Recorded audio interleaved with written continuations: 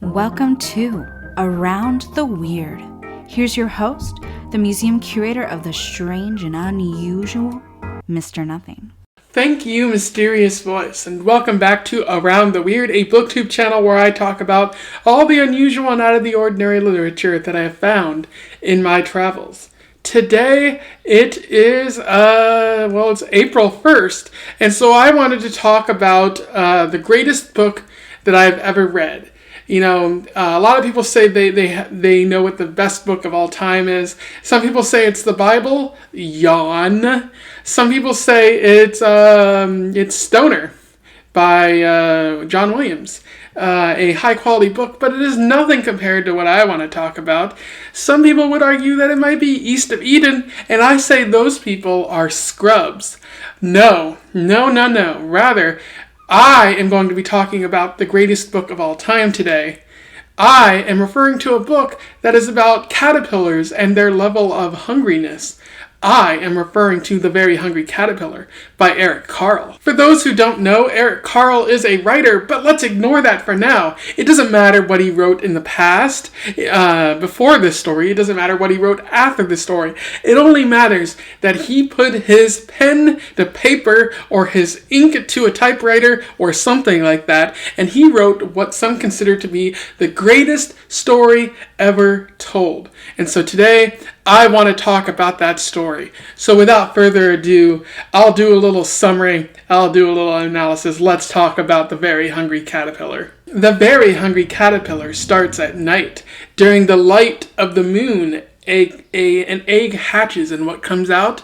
A caterpillar. Now, this caterpillar is initially incredibly hungry. This caterpillar is so hungry that it eats one thing on Monday. But that's not enough. It eats 2 things on Tuesday. But that's not enough. 3 things on Wednesday. 4 things on Thursday. 5 things on Friday. So many things on Saturday. The caterpillar just can't get enough. It stuffs itself. And it does feel satisfied. Unfortunately, it also begins to feel a stomach ache. And so they eat a leaf, and they do feel better about that. But then the caterpillar undergoes a great transformation. They find themselves in a cocoon. And later, what pops out of this cocoon? There is no more caterpillar. That caterpillar is dead and gone, my friends. What remains is nothing more than a beautiful butterfly. And that, my friends, is where the greatest story ever told ends. In terms of analysis, there is so much to talk about. This is the greatest story ever told, after all, and so there's so much philosophy and in-depth exploration needed for this story, for someone to understand this story.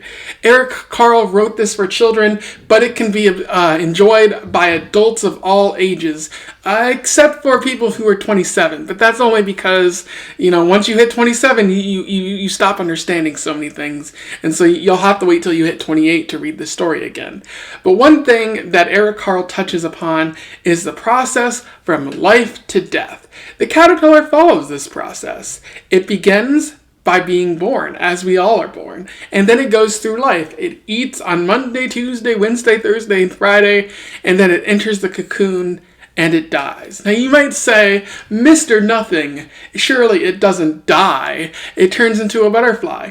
But the cocoon, the juices inside the cocoon force it to dissolve. And so what's left is no longer a caterpillar, but a separate creature entirely. I'm sure my fellow biologist friends out there will tell you that I am exactly right on this. So, I feel I am accurate in saying that it follows the caterpillar from birth to life to death, and how we eat and eat and eat and try to be satisfied, and sometimes we are, but I'll get to that later.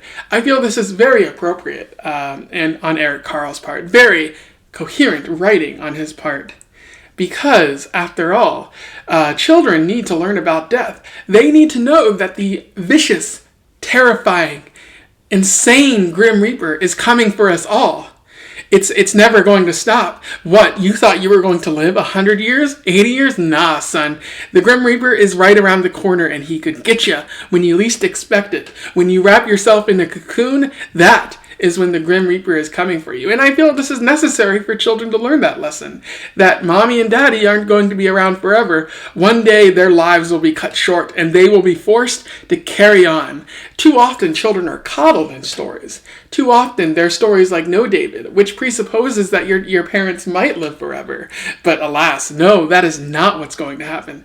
Children need to learn that death is inevitable and it's coming for us all, and that is exactly what Eric Carle tells you in this story. But that is not the only thing that Eric Carle tells you in this story. He also informs you on the transition that life offers. You could argue that the caterpillar is undergoing a huge transition. If you don't insist that it's death, it's simply a transition from a point, very low point, to a point of grace and beauty and heavenly desire. The caterpillar starts off at a very, terrible place. They wake up and they're hungry and they're not satisfied about anything, and so they're not at the best point in their life. And to also make matters worse, the caterpillar is incredibly hideous. Right? Like, just take a look at the picture of the caterpillar. Just a green, deformed body and a face that doesn't look very human at all. Now, given it is a caterpillar, but it's still a very ugly face for a caterpillar. But what happens to the caterpillar at the end? After going through its trials and tribulations, it becomes a beautiful butterfly, a magnificent butterfly, telling us that, Eric Carle is telling us that for many of us, we're going through an important transition in life, that one day we will be very small and hideous and disgusting, and currently we're very small and hideous and disgusting. But each and every one of us, if we believe and we shoot for the moon and we try hard enough, one day we too will be a beautiful butterfly. And I feel that's the same message that the very ugly duckling poses.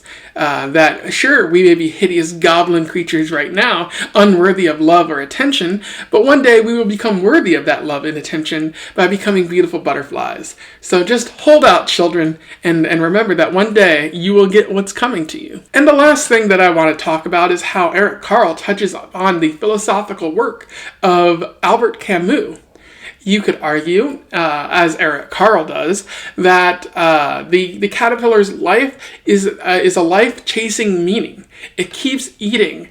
And while you could argue that Eric Carle is talking about food, it's very clear he's not talking about strawberries or pears or leaves or anything like that. The food that the caterpillar eats is meaning. He's seeking events and opportunities in life that will provide him with substance and give him reason to go on.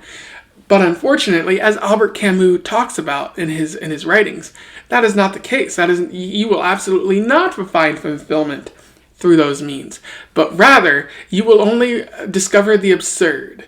You will realize that life is inherently meaningless, and you will wallow in despair.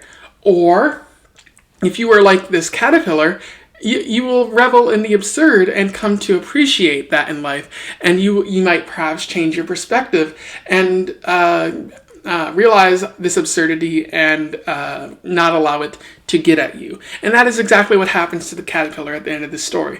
Rather than seeking out more meaning and realizing that they will never be truly satiated, the caterpillar turns into a butterfly. This is meant to be a perfect Albert Camus type transition into reveling in the absurd and becoming an absurd hero. So Eric Carle is being very beneficial to the children who are not worthy to read Albert Camus' writings, but are being given it here as a treat. They can certainly have that, but we must not give them Albert Camus' writings until they are worthy of it at a later age, perhaps 29. So anyways, I feel like that's very significant on Eric Carle's part, touching upon these big themes and not simply writing a terrible story for children, because children deserve more. They deserve to know about the horrors and the wonders of the world. Anyway, those were my thoughts on The Very Hungry Caterpillar, an amazing story by Eric Carle. Perhaps the greatest story ever told. For my money, it is certainly worth it. I definitely recommend that you check it out. Make sure to send a letter to Eric Carle thanking him for writing the greatest story ever told. And do not simply read the book. Study it. Embrace it. Build it around your life. Otherwise, you are not recognizing the greatness and you do not deserve it. Anyway, if you want to talk about the greatest story ever written, feel free to comment below. Let's have a discussion, but only say kind things, because I will block you if you say unkind things. Otherwise, don't forget to like, share, and subscribe so that other people can find out about the greatest story ever written. And until then, I wish you the best of luck in your weird and caterpillar-y travels. Farewell.